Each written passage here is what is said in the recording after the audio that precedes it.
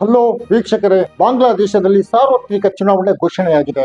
ಪದಚ್ಯುತ ಮತ್ತು ಬಾಂಗ್ಲಾದೇಶದ ಟ್ರಿಬ್ಯುನಲ್ನಿಂದ ಮರಣದಂಡನೆ ಶಿಕ್ಷೆಗೆ ಗುರಿಯಾಗಿರುವ ಅವಾಮ್ ಲೀಗ್ ಪಾರ್ಟಿಯ ಅಧ್ಯಕ್ಷ ಮತ್ತು ಪದಚ್ಯುತ ಪ್ರಧಾನಿ ಶೇಖ್ ಹಸೀನಾ ವಾಜೇದ್ ಭಾರತದಲ್ಲಿದ್ದಾರೆ. ಅವರ ಬದ್ಧ ಪ್ರತಿಸ್ಪರ್ಧಿ ಬಿಎನ್ಪಿ ಪಾರ್ಟಿಯ ಅಧ್ಯಕ್ಷ ಬೇಗಂ ಜಿಯಾ ವೆಂಟಿಲೇಟರ್ನಲ್ಲಿ ಚಿಕಿತ್ಸೆ ಪಡಿತಾ ಇದ್ದಾರೆ. ಅವರ ಆರೋಗ್ಯ ಸ್ಥಿತಿ ಗಂಭೀರವಾಗಿ ಮುಂದುವರಿಯುತ್ತಿದೆ ಎಂದು ವರದಿಯಾಗಿದೆ. ಬಾಂಗ್ಲಾದೇಶದ ಪಾರ್ಲಿಮೆಂಟ್ಗೆ 2026 ಫೆಬ್ರವರಿ 12ಕ್ಕೆ ಮತದಾನ ನಡೆಯಲಿದೆ. ಅಲ್ಲಿನ ಚುನಾವಣಾ ಆಯೋಗ ತಿಳಿಸಿದೆ. ವಿದ್ಯಾರ್ಥಿ ಪ್ರತಿಭಟನೆಯ ನಂತರ ಬದಲಾದ ಬಾಂಗ್ಲಾದೇಶದಲ್ಲಿ ಮತದಾರ ಎತ್ತ ಯಾರತ್ತ ಎಂಬುದು ಚುನಾವಣೆಯ ನಂತರ ಸ್ಪಷ್ಟವಾಗಿ ಜಗತ್ತಿಗೆ ಗೊತ್ತಾಗಲಿದೆ.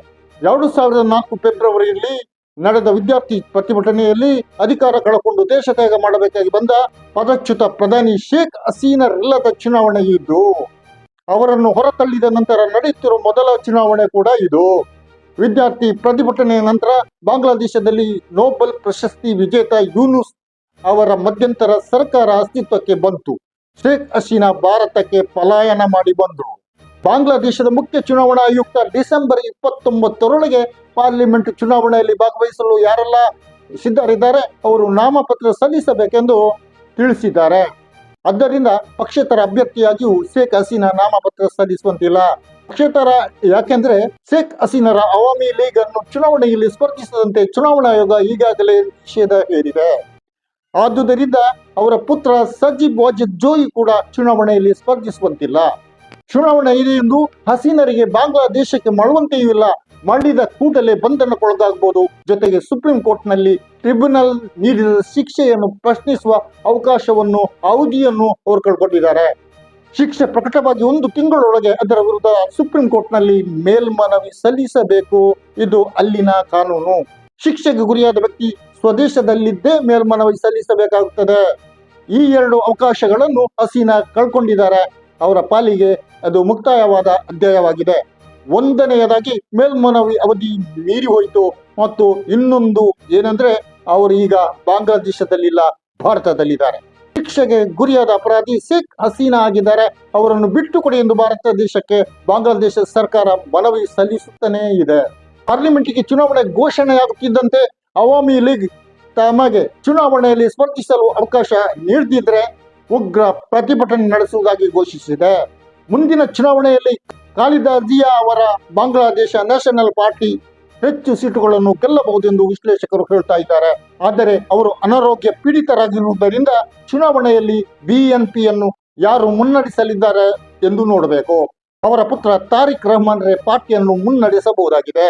ಇನ್ನೊಂದು ಕಡೆ ಜಮಾತೆ ಇಸ್ಲಾಮಿ ಪಾರ್ಟಿ ಬಾಂಗ್ಲಾದೇಶ್ ಇದರ ನಿಷೇಧ ತೆರವಾಗಿದೆ. ಹಸೀನಾ ಸರ್ಕಾರ ಇದ್ದಾಗ ಜಮಾತೆ ಇಸ್ಲಾಮಿ ಪಾರ್ಟಿಗೆ ನಿಷೇಧ ಹೇರಲಾಗಿತ್ತು.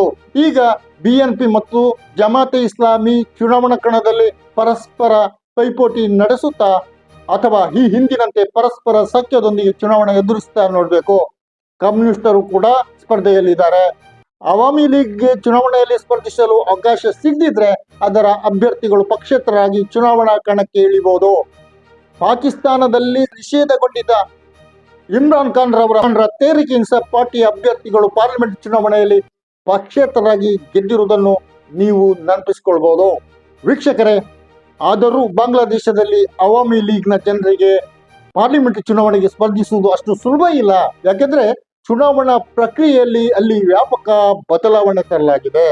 ಬಾಂಗ್ಲಾದೇಶದ ವಿದ್ಯಾರ್ಥಿ ಪ್ರತಿಭಟನೆಯ ನಂತರ ಮಧ್ಯಂತರ ಸರ್ಕಾರ ಅಸ್ತಿತ್ವಕ್ಕೆ ಬಂದಾಗ ಚುನಾವಣಾ ಸುಧಾರಣೆಯಾದ ಜುಲೈ ಚಾರ್ಟರ್ ಅನ್ನು ರೂಪಿಸಲಾಗಿತ್ತು. ಈಗ ಚುನಾವಣಾ ಆಯೋಗ ಅದನ್ನು ಜಾರಿಗೆ ತರುತ್ತೇವೆ ಎಂದು ಘೋಷಿಸಿದೆ. ಆದ್ದರಿಂದ ಅಭ್ಯರ್ಥಿಗಳ ಸಮಗ್ರ ಪರಿಶೀಲನೆಯ ನಂತರ ಅವರಿಗೆ ಚುನಾವಣೆಯಲ್ಲಿ ಸ್ಪರ್ಧಿಸುವ ಅವಕಾಶ ದೊರೆಯುತ್ತದೆ ಎಂಬುದು ಸ್ಪಷ್ಟವಾಗುತ್ತದೆ.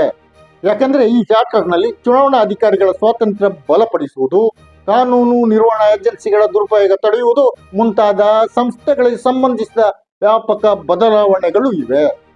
ವೀಕ್ಷಕರೇ, ಶೇಖ್ ಹಸೀನಾ ವಾಜೇದ್ ಇಲ್ಲದ ಬಾಂಗ್ಲಾದೇಶದ ಚುನಾವಣೆ ಹೇಗಾಗಬಹುದು, ಫಲಿತಾಂಶ ಎತ್ತ ಇರಬಹುದು, ನಿಮ್ಮ ಅಭಿಪ್ರಾಯ ಏನು? ಕಮೆಂಟ್ ಮಾಡಿ ತಿಳಿಸಿ. ನಾನು ಅರ್ಪ ಮಂಚಿ. ಸಬ್ಸ್ಕ್ರೈಬ್ ಆಗಿ, ಶೇರ್ ಮಾಡಿ, ಕಮೆಂಟ್ ಮಾಡಿ. ಜೈ ಹಿಂದ್.